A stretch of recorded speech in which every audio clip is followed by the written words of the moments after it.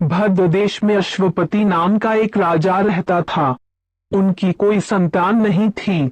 संतान पाने के लिए राजा प्रतिदिन मंत्रों के उच्चारण के साथ 1,00,000 आहुतियां देता था।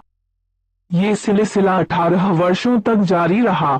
एक दिन उनके इस यज्ञ और तप से प्रसन्न होकर सावित्री देवी प्रकट हुई और उन्हें संतान के रूप में एक रूपवान, गुणवान और तेजस्वी कन्या होने का वरदान दिया। सावित्री देवी के वरदान से राजा को पुत्री हुई, जिस वजह से उन्होंने अपनी बेटी का नाम भी सावित्री रखा। सावित्री बड़ी ही रूपवान थी। महल के आंगन में खेलते खेलते कब वो बड़ी हो गई, राजा को इसका पता ही नहीं चला। सावित्री की शादी की उम्र होने पर राजा को बहुत चिंता सताने लगी। राजा को अपनी रूपवान कन्या के लिए कोई योग्य वर नहीं मिल रहा था। इस वजह से उन्होंने अपनी पुत्री से खुद अपने लिए वर तलाशने के लिए कहा। अपने पिता की बात सुनकर सावित्री ने खुद ही अपने लिए वर ढूंढना शुरू कर दिया। एक दिन सावित्री तपोवन में जा पहुंची। वहां उसने सत्यवान नाम के सुंदर युवक को देखा। सत्यवान एक राजकुमार था, जो साल्व देश के राजा द्युमत्सेन का इकलौता पुत्र था। जब सावित्री ने उसके जंगल में रहने की वजह पूछी, तो सत्यवान के पिता राजा द्युमत्सेन ने बताया कि वे अंधे हो गए हैं और इसी वजह से उनसे उनका राज्य छीन लिया गया है। अब वह अपने परिवार के साथ इसी जंगल में रहते हैं। सावित्री ने राजकुमार सत्यवान और उसके पिता राजा द्युमत्सेन के बारे में अपने पिता को बताया और इच्छा जाहिर की कि वो राजकुमार सत्यवान से शादी करना चाहती है। राजा अश्वपति बेटी को दिए वचन को पूरा करने के लिए तपोवन जंगल गए। वहां पहुंचकर राजा ने द्युमत्सेन से मुलाकात की और उन्हें उनके पुत्र सत्यवान के लिए अपनी बेटी सावित्री से विवाह का प्रस्ताव दिया। राजा अश्वपति की बात सुनकर राजा द्युमत्सेन ने बड़ी ही निराश मन से कहा, हे राजन, मुझे आपका प्रस्ताव मंजूर है। मेरा पुत्र सत्यवान गुणवान, धर्मात्मा और बलवान है, लेकिन ऋषिराज नारद ने मुझे बताया है कि यह अल्प आयु का है, जिसकी अगले वर्ष अमावस्या के दिन मृत्यु हो जाएगी। इसलिए मैं आपसे और आपकी पुत्री से विनती करता हूँ कि आप किसी और युवक से अपनी पुत्री की शादी करवाएं। राजा द्युमत्सेन की यह बात सुनकर राजा अश्वपति और उनकी बेटी सावित्री काफी निराश हुए, लेकिन सावित्री ने कहा कि एक आर्य समाज की स्त्री होने के नाते वो अपने मन में सिर्फ एक ही युवक को पति के रूप में देख सकती हैं। राजकुमार सत्यवान के अलावा अब वो किसी अन्य युवक से विवाह नहीं कर सकती हैं। सावित्री की जिद के सामने राजा अश्वपति और राजा द्युमत्सेन को झुकना पड़ा। अगले ही दिन राजकुमारी सावित्री और राजकुमार सत्यवान का विवाह बड़ी ही धूमधाम से कर दिया गया। सावित्री रूपवान तो थी, लेकिन वह सर्वगुण संपन्न भी थी। ससुराल पहुंचते ही वो तन मन से अपनी पति सत्यवान और सास ससुर की सेवा करने लगी। देखते ही देखते 1 वर्ष निकल गया और सत्यवान की मृत्यु का दिन करीब आ गया। जैसे जैसे दिन कट रहे थे, सावित्री का मन उदास रहने लगा।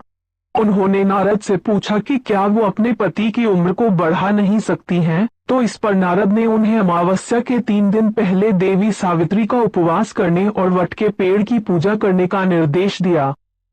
नारद के बताए अनुसार सावित्री ने सत्यवान की मृत्यु वाले दिन यानी अमावस्या से 3 दिन पहले देवी सावित्री के नाम का उपवास किया और वट के पेड़ की पूजा की। साथ ही अपने पितरों का पूजन भी किया। देखते देखते ये 3 दिन भी निकल गए और अमावस्या यानी सत्यवान की मृत्यु का दिन आ गया। हर रोज की तरह अमावस्या के दिन भी सत्यवान जंगल में लकड़ी काटने गया और सावित्री भी उसके साथ गई। लकड़ी काटते समय सत्यवान ने सावित्री को बताया कि अचानक उनके सिर में तेज दर्द हो रहा है। सत्यवान की यह बात सुनते ही सावित्री समझ गई, यही उसके पति के जीवन के आखिरी पल हैं। वो जमीन पर एक वट के पेड़ के नीचे बैठ गई और सत्यवान का सिर अपने गोद में रखकर सहलाने लगी। अगले कुछ ही क्षण में सावित्री के सामने यमराज खड़े थे और वे सत्यवान के प्राण को अपने साथ लेकर जाने लगे। सावित्री भी यमराज के पीछे पीछे जाने लगी। यमराज ने पहले तो सावित्री को बहुत मनाया कि वो जो भी कर रहे हैं वो पहले ही लिखा गया है, वो बस अपना कर्म कर रहे हैं, लेकिन सावित्री ने यमराज की बात नहीं सुनी और वह उनके पीछे पीछे चलती रही। सावित्री की इस निष्ठा और पति के लिए उसका त्याग देखकर यमराज काफी प्रसन्न हुए और उन्होंने सावित्री को वरदान मांगने के लिए कहा।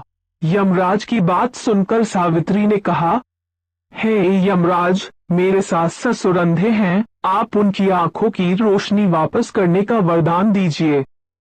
यमराज ने कहा, ठीक है, ऐसा ही होगा।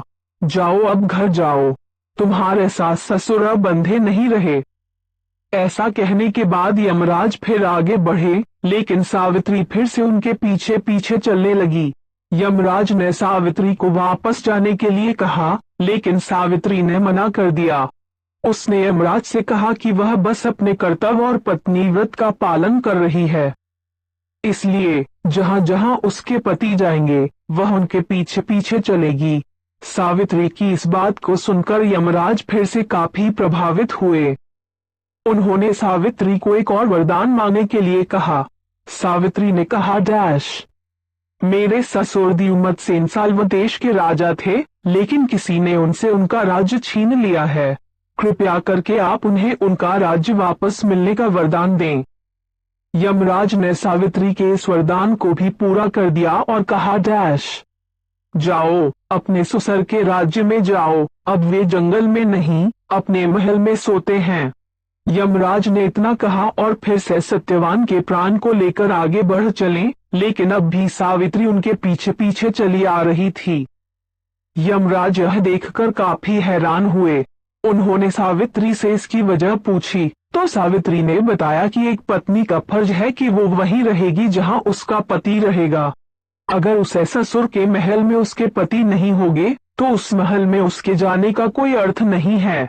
सावित्री की इस बात को सुनकर यमराज काफी प्रसन्न हुए। उन्होंने सावित्री से कहा, हे पुत्री, तुम न सिर्फ रूपवान और गुणवान हो, बल्कि एक पतिव्रता भी हो। मैं तुम्हारे इन्हीं गुणों से काफी प्रसन्न हूँ। तुम मुझसे तीसरा वरदान भी मांग सकती हो। यमराज की इस बात को सुनते ही सावित्री ने कहा, हे यमराज, आप मुझे 100 संतानों की मां बनने का वरदान दें। को सुनते ही यमराज ने कहा, हे पुत्री, अब घर जाओ, मैं तुम्हारे इस तीसरे वरदान को भी पूरा करता हूँ। तुम स्वसाहसी और पराक्रमी संतानों को जन्म दोगी। यमराज के इस वरदान को सुनकर सावित्री ने कहा, हे यमराज, मैं एक हिंदू नारी हूँ और आर्यकुल की जन्मी हूँ, इसलिए मेरे जीवन में सिर्फ एक ही पति होंगे और वो सत्यवान हैं। इसलिए आपको अपने वरदान के अनुसार मेरे पति सत्यवान को फिर से जीवित करना होगा। सावित्री की इस बात को सुनकर यमराज और भी ज्यादा प्रभावित हुए और उन्होंने सत्यवान के प्राण को वापस छोड़ने का वरदान दिया और सावित्री से कहा, हे पुत्री, तुम अब वापस उसी वट के पेड़ के नीचे जाओ जहां पर तुम्हारे पति का शरीर पड़ा था। मैंने सत्यवान के प्राण को छोड़ दिया और तुम दोनों को 100 संतानों के साथ ही अखंड सौभाग्यवती होने का वरदान भी दिया है। यमराज की बातों को सुनकर सावित्री ने उनसे विदा ली और वापस उस वट के पेड़ के पास पहुंची जहां पर उसके पति का शरीर पड़ा था। जब वह सत्यवान के करीब पहुंची तो उसने देखा उसका पति वापस से जिंदा हो गया था। दोनों जल्दी जल्दी जंगल से बाहर निकले और राजा द्युमत्सेन के साल्व देश पहुंचे। वहां पहुंचकर सावित्री ने देखा कि अब उसके ससुर को उनका राज्य फिर से मिल गया है और उनकी आंखों की रोशनी भी वापस आ गई है। तभी से हर साल ज्येष्ठ मास की अमावस्या के दिन वट सावित्री व्रत को मनाया जाने लगा। इस दिन पूरे विधि विधान से वट के पेड़ की पूजा अर्चना की जाती है और सुहागिन महिलाएं अपने पति की लंबी उम्र की कामना करती हैं।